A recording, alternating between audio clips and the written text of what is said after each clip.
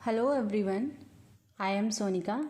Today I am presenting the topic Kullu shoal of Himachal Pradesh. Basically Kullu shawl एक type का shawl है, हिमाचल प्रदेश का प्रसिद्ध शॉल है ये। जियोमेट्रिकल पैटर्न्स जिसमें हम मोस्टली यूज़ करते हैं इस शॉल को बनाने के लिए। पहले इसकी जो मेन पहचान है वो जियोमेट्रिकल पैटर्न्स ही है, बट आज हम depending on the time and depending on the requirement of the customers we also prepare the floral design also. Bright colours हम इसमें यूज़ करते हैं। मेन पहचान इसकी ये है कि इसमें ब्राइट कलर यूज़ किए जाते हैं, जियोमेट्रिकल पैटर्न्स यूज़ किए जाते हैं और फाइन वुलन फैब्रिक यूज़ किया जाता है। But according to the time, मैंने पहले बताया, और depending on the end use या कस्टमर्स रिक्वायरमेंट हम फ्लोरल डिज़ाइन भी यूज़ करते हैं और डल कलर्स भी आजकल हम यूज़ करने लग गए हैं। पेस्टल कलर्स भी हम यूज़ करते हैं, बट मेनली ब्राइट कलर इसकी मेन पहचान होती है। ये दोनों ही पहन सकते हैं, मैन एंड वुमेन दोनों के लिए ही ये शॉल बनाए जाते हैं। मेंस जब इस शॉल को यूज़ करते हैं तो उसको लुई या पट्टू कहते हैं। बहुत ही कॉस्टली शॉल होता है, ये एक्सपेंसिव होता है, बट इसकी जो कॉस्ट है वो वेरी करती है। इसका प्राइस किसके ऊपर, इसमें जो मटेरियल हम यूज़ करेंगे उस पर और डिज़ाइन पे, जो पैटर्न हम यूज़ करेंगे और जो मटेरियल हम यूज़ करेंगे उसको बनाने के लिए, उसके ऊपर उसकी प्राइस रेंजेस डिपेंड करती है। क्यों? क्योंकि ये एक टाइम कंज्यूमिंग प्रोसेस है इसको बनाना, शॉल को बनाना, और इसकी कॉस्ट भी हमें ज़्यादा पड़ती है। जीआई अवेलेबल रहता है इस पर। जीआई मतलब जियोग्राफिकल इंडिकेशंस गवर्नमेंट ने ले लिया है एचपी की, क्योंकि इस शॉल के बहुत सारे डुप्लीकेट्स बनने लगे थे मार्केट में, और जो ओरिजिनल शॉल था एचपी का, ये कुल्लू शॉल, इसकी पहचान जो ब्लर होती जा रही थी, क्योंकि बहुत सारे डुप्लीकेट्स बन गए थे। और जो भी विजिटर्स हिमाचल प्रदेश में जाते हैं, वहाँ का ये प्रसिद्ध शॉल है, तो वो डाइवर्ट हो जाते हैं। जो टैक्सी ड्राइवर्स हैं या दूसरे लोग हैं, वो उनको जो दूसरे मैन्युफैक्चरर्स हैं जो डुप्लीकेट्स बना रहे हैं ओरिजिनल शॉल का, उनके पास लेके जाते थे और उसका उन्हें बहुत सारा कमीशन भी मिलता था। तो इस चीज़ को प्रोटेक्ट करने के लिए जो ओरिजिनल शॉल है हिमाचल प्रदेश का कुल्लू शॉल, इस पे उन्होंने, एचपी की जो गवर्नमेंट है उसने इस पे जियोग्राफिकल इंडिकेशन ले लिया है। और ओरिजिनल शॉल की जो मेन पहचान है वो ये है कि वो हैंडलूम पर बनाया जाता है, हैंडलूम शॉल होता है ये। इसमें ये ऐड कर लेते हैं हम, इट्स अ हैंडलूम शॉल। अब इसके ऑब्जेक्टिव की बात कर लेते हैं। ऑब्जेक्टिव में हम इसमें डालेंगे टू नो अबाउट या learn about the Kullu shawl. अब इसकी हिस्ट्री के बारे में थोड़ा सा पढ़ लेते हैं। ओरिजिनली जो कुल्लवी है, कुल्लवी मतलब जो कुल्लू के लोग हैं, वो जब पहले बहुत, यानी कि 1940 से पहले जब वो लोग यूज़ करते थे अपने कोल्ड से बचने के लिए, ठंड से बचने के लिए, तो उस टाइम पे वो प्लेन वीव वाली शॉल्स का यूज़ करते थे, कोई पैटर्न नहीं यूज़ किया जाता था। बट जब हिमाचल प्रदेश से कुछ लोग आए, ये बुशाहर जो है वो 1940 के बाद आए हैं, तो उन्होंने फिर पैटर्न शॉल यूज़ करना शुरू कर दिया। उसके बाद प्राइमली अगर हम बात करें तो प्राइमली ये लोग जो कुल्लवी लोग हैं, ये पत्ती वूवन वाले यूज़ करते थे, प्लेन यूज़ करते थे, और पत्ती वूवन वाले जो अटायर है वो मेनली ये यूज़ करते थे, शॉल यूज़ करते थे अपने आप को प्रोटेक्ट करने के लिए। Then come to the patterns and designs. Patterns और डिज़ाइन, इसमें मोस्टली ज्योमेट्रिकल डिज़ाइंस यूज़ होते हैं। सर्कल हो गया, स्क्वायर हो गया, रेक्टेंगल हो गया, ट्रायंगल हो गया, डायगोनल लाइंस हो गई, ये सारे यूज़ होते हैं। और जो इसमें डिज़ाइंस यूज़, जो मोटिव्स, जो इसमें थीम्स बेसिकली हम बोल सकते हैं, थीम्स जो इसमें रखी जाती है, वो वहाँ पर जितने भी टेम्पल्स है, यानी कि कुल्लू डिस्ट्रिक्ट में जितने भी टेम्पल्स हैं, उनकी वॉल पे जो भी डिज़ाइन एनग्रेव्ड करे गए हैं, या बुद्धिस्ट मोनेस्ट्रियल्स से जो डिज़ाइंस हैं, जो भी वॉल पे जो भी पिक्चर्स बनाए गए हैं, उनसे इंस्पायर होके इसके डिज़ाइन बनाए जाते हैं बेसिकली। आजकल इसमें फ्लोरल डिज़ाइन भी यूज़ होता है, बट मेन पहचान क्या है इसकी, ज्योमेट्रिकल डिज़ाइंस है। और ये बेसिकली इसमें जो डिज़ाइन या थीम्स रखी जाती हैं, वो इनके जो धर्म है, रिलीजियस जो सिम्बल्स हैं, रिलीजियस सिग्निफिकेंस जो है, सिम्बॉलिक या फिर रिलीजियस सिग्निफिकेंस जो है, उनको फॉलो करके पैटर्न्स तैयार किए जाते हैं। मतलब वहाँ के जितने भी धर्म हैं, जितने भी देवी देवता हैं, उन सब से, या फिर कोई भी महान हस्ती है वहाँ की, जो महापुरुष हो गया वहाँ का, उनके या फिर टेम्पल्स पे जो पिक्चर्स बनाई गई थी पुराने ज़माने में, या फिर अभी जो एनग्रेव्ड है, जो पुराने टाइम के जो एनग्रेव्ड हैं वॉल्स पर, उनको यूज़ करा जाता है इस पैटर्न को बनाने में। बट फॉलो किया जाता है ज्योमेट्रिकल डिज़ाइन ही, थीम हम कुछ भी रख सकते हैं। मटेरियल जो इसमें अगर हम बात करें मटेरियल की, तो 3 टाइप के वूल होते हैं। मेरिनो वूल जो कि सुपर सॉफ्ट और फाइन होता है, कंफर्टेबल होता है हमारी स्किन के लिए, और मेरिनो शिप से हमें ये मिलता है, नेचुरली लॉन्ग और स्ट्रॉन्गर फाइबर ये होता है। एंग्रो वूल, नेक्स्ट वन इज़ एंग्रो वूल। एंग्रो वूल क्या है, मिक्सचर होता है सीप्स वूल का, यानी कि जो भेड़ों से हमें वूल मिलती है उसका, और एंगोरा यानी कि एक रैबिट है एंगोरा, उसके हेयर्स का मिक्सचर होता है, ब्लेंडेड होता है। Third one is local sheep wool. Local sheep wool जो वहाँ के लोग जिन शिप्स को पालते होते हैं बेसिकली, यानी कि जो एचपी में जो लोकल शिप हैं उनके जो वूल हैं, उनके जो फाइबर्स हैं, उनकी स्किन, उनकी बॉडी के जो हेयर्स हैं उनको निकाल के, उनकी वूल को निकाल के फिर ये शॉल बनाए जाते हैं। बेसिकली ये कोर्सर क्वालिटी के होते हैं और इनको हम फ्लोरिंग के लिए या फिर ब्लैंकेट के लिए हम यूज़ करते हैं, शॉल्स में बहुत ही कम यूज़ करते हैं। ठीक है, तो बेसिकली ये जो लोकल वूल है ना, ये साल में 2 बार ये लोग निकालते हैं, सितंबर और अप्रैल में बेसिकली। और इसके अलावा अगर हम बात करें तो मतलब मेरिनो वूल, एंगोरा वूल और लोकल शिप वूल के अलावा बहुत सारे और मटेरियल हैं जो इस शॉल को बनाने के लिए यूज़ किए जाते हैं। जैसे याक्स का वूल हो गया, शिप वूल तो हमने बात कर ही ली ही, पश्मीना वूल को भी हम यूज़ करते हैं।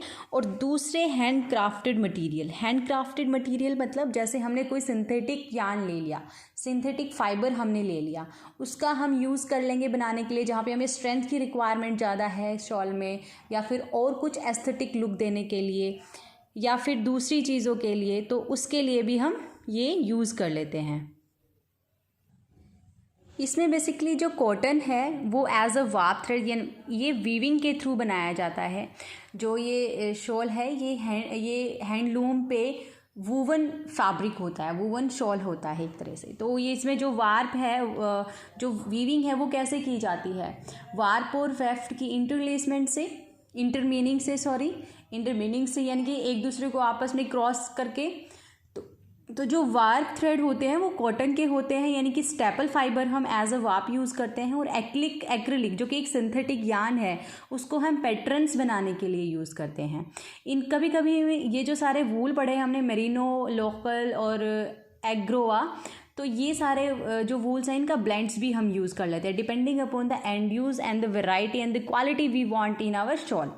तो बेस फैब्रिक जो है वो डायगोनल ट्विल वीव यूज़ करते हैं हम। बेसिकली बेसिक जो फैब्रिक होता है वो डायगोनल ट्विल लाइंस होती हैं।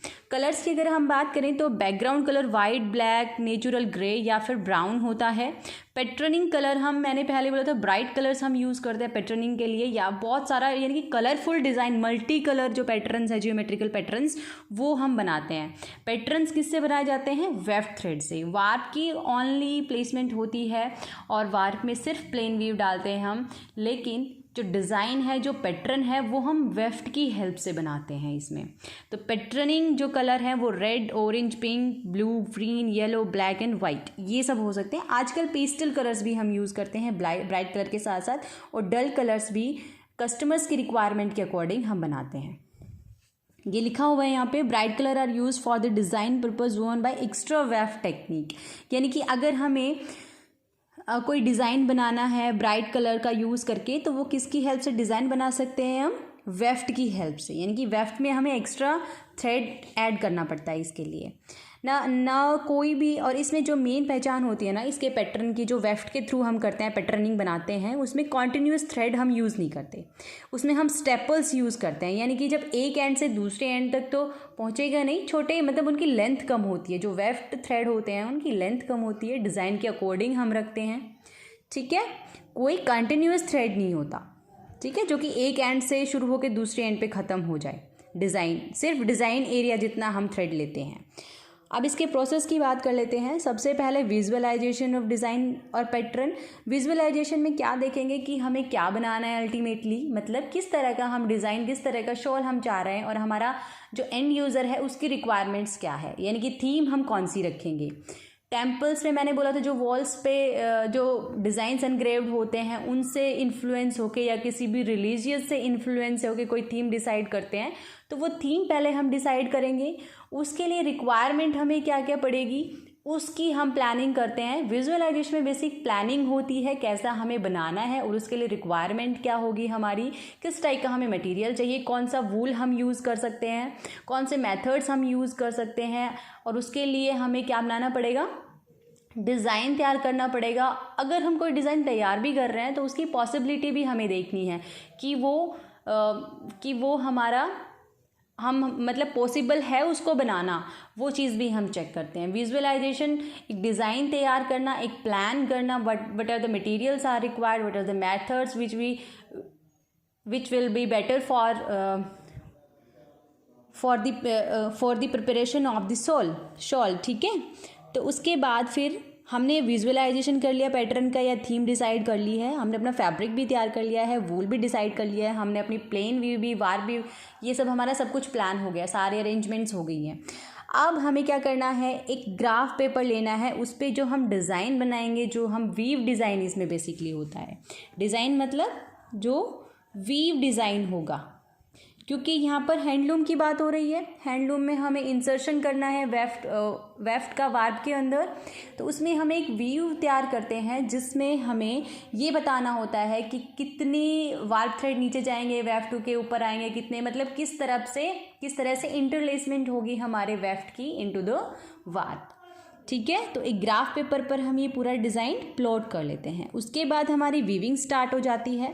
वीविंग में बेसिकली टेपेस्ट्री वीविंग टेक्निक हम इसमें यूज़ करते हैं।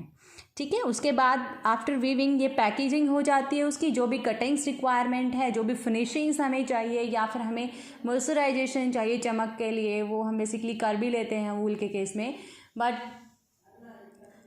या कोई अदर रिक्वायरमेंट है, या फिर वॉशिंग हमें करनी है, स्टेन या डस्ट के जो वो हो गए हैं, या फिर हमें ड्राई क्लीन करवाना है, जो भी है हम वॉशिंग क्लीनिंग ये सब अगर हमें करना है तो ये फिनिशिंग में आता है, तो ये सब हम कर लेते हैं।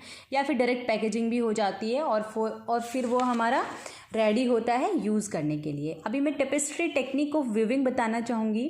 Tapestry technique of weaving basically है क्या, ठीक है, ये बेसिकली हैंडलूम पे ही की जाने वाली टेक्निक है वीविंग की।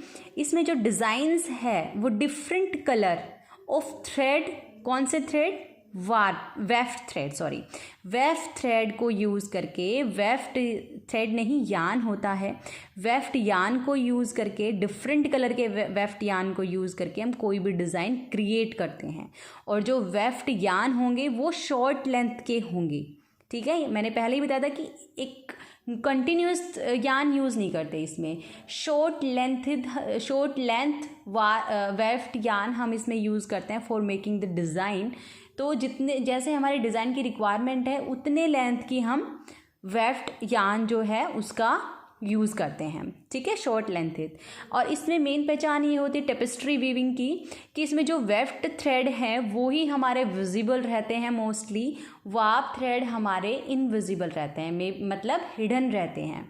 वो हमारे डिज़ाइन के ऊपर है कि हम कितना वार्प दिखाना चाह रहे हैं, कितना वेफ्ट दिखाना चाह रहे हैं। वो तो हमारे जो वीव प्लान हम बनाएंगे, वीव डिज़ाइन हम बनाएंगे, उसके अकॉर्डिंग होता है, जो हम जितना हम चाह रहे हैं, जैसे डिज़ाइन की रिक्वायरमेंट है। ठीक है, बट इसकी मेन पहचान यही होती है कि इसमें वेफ्ट जो है वो कंप्लीटली दिखेगा, सामने रहेगा, but warp threads are hidden. ठीक है, वार्प यान्स आर हिडन। ठीक है, अब इसकी बात कर लेते हैं। ये बहुत ही ज़्यादा टाइम कंज्यूमिंग प्रोसेस है, बहुत ज़्यादा स्किल्स की इसमें रिक्वायरमेंट होती है। और कभी कभी हम प्योर वूल थ्रेड, मैंने कहा ना, जो हमारा एंड यूज़ हमें चाहिए, जिस तरह का हमें डिज़ाइन चाहिए उसके ऊपर डिपेंड रहता है ये। तो प्योर वूल भी हम यूज़ कर लेते हैं एक्स्ट्रा वेफ्ट में, जैसे फॉर डिज़ाइनिंग के लिए जस्ट। ठीक है, और इसकी एप्लीकेशंस क्या है, फ्लोरिंग मतलब जो कारपेट्स हैं उनकी फ्लोरिंग के लिए हम इनको यूज़ करते हैं। ब्लैंकेट्स के लिए हम इनको यूज़ करते हैं। जो लोकल वूल है ना हमारा, वो कोर्सर होता है, कोर्सर मतलब मोटा होता है, थोड़ा हार्ड सरफेस होता है। ठीक है, तो इनको हम ब्लैंकेट और फ्लोरिंग के लिए यूज़ करते हैं। मेंस एंड वुमेन शॉल हम बेसिकली ये कुल्लू शॉल होता है, मेंस और वुमेन दोनों के लिए यूज़ होता है। अब अब इसमें हमने क्या सीखा, इसमें हमने कुल्लू शॉल के बारे में सीखा जो कि हिमाचल प्रदेश का फेमस शॉल है और हमने इसका कंसेप्ट जाना। तो मैं एक बार इसको ब्रीफ कर देती हूँ फिर से। कुल्लू शॉल जो है वो हिमाचल प्रदेश का प्रसिद्ध शॉल है। ज्योमेट्रिकल पैटर्न्स इसमें यूज़ किए जाते हैं, ब्राइट कलर्स हम इसमें यूज़ करते हैं जो इसकी मेन पहचान है। बट आजकल हम पेस्टल कलर भी यूज़ करने लग गए हैं। मेंस और वुमेन्स दोनों के लिए ये शॉल होता है। जियोग्राफिकल इंडिकेशन भी लिया हुआ है, सब कुछ लिया हुआ है, ठीक है। डिज़ाइंस इसमें जो वह ज्योमेट्रिकल डिज़ाइंस पैटर्न्स यूज़ होते हैं, बट आजकल फ्लोरल डिज़ाइन भी यूज़ होने लगे हुए हैं। 3 मटेरियल की बात करें तो 3 टाइप के मटेरियल इसमें वूल इसमें यूज़ होते हैं, उनका ब्लेंड्स भी हम यूज़ कर लेते हैं। मरीनो, एंग्रोआ लोकल शिप वूल भी यूज़ होता है। और जो 2x2 ट्विल बेस इसकी यूज़ होती है। और जो पैटर्न जो डिज़ाइन हम बनाते हैं अपने शॉल में वो वेफ्ट थ्रेड से बनाए जाते हैं। कलरफुल या फिर ब्राइट कलर हम यूज़ कर लेते हैं वेफ्ट थ्रेड में, उससे हम अपना डिज़ाइन बना लेते हैं, ठीक है। उसके बाद बैकग्राउंड जो फैब्रिक का जो बैकग्राउंड होगा उसके कलर्स बता दिए, वाइट, ब्लैक, नेचुरल ग्रे या फिर ब्राउन कलर का होता है। एक्रेलिक भी हम इसमें सिंथेटिक यार्न भी हम यूज़ कर लेते हैं पैटर्न मेकिंग के लिए। और कॉटन थ्रेड जो है वो स्टेपल जो कि वार्प में यूज़ होता है। ब्लेंड्स हम इन सब के यूज़ कर लेते हैं, ठीक है। बाकी इसमें एक ग्राफ पेपर हम बनाते हैं, वीव डिज़ाइन करते हैं, उसके बाद वीविंग स्टार्ट हो जाती है। टेपेस्ट्री वीविंग इसका मेन है कि मेन पहचान है। टेपेस्ट्री वीविंग इसका जो मेथड है वो यूज़ होता है। टेपेस्ट्री वीविंग का मैंने बता ही दिया कि वेफ्ट यान है वो फेस वीविंग रहेगी हमारी, और जो वार्प यान है वो हमारे हिडन रहते हैं। टाइम कंज्यूमिंग है, कॉस्टली है, इसकी प्राइस भी कॉस्टली होता है प्राइस इसका। और किसके ऊपर डिपेंड करता है, इसकी क्वालिटी हमने अपने शॉल की क्या रखनी है और कौन सा मटेरियल हम इसमें यूज़ कर रहे हैं और कौन सा डिज़ाइन हम इसमें यूज़ कर रहे हैं, डिपेंडिंग उनके ऊपर डिपेंड रहता है। क्योंकि कई बार हमें डिज़ाइन के अकॉर्डिंग इसमें प्योर वूल और फाइन वूल भी हम यूज़ करते हैं जो कि हमारा कॉस्टलियर आता है, तो इसलिए उसकी फिर प्राइस बढ़ जाती है, ठीक है। Thank you. अगर कोई डाउट हो तो पूछ लीजिएगा।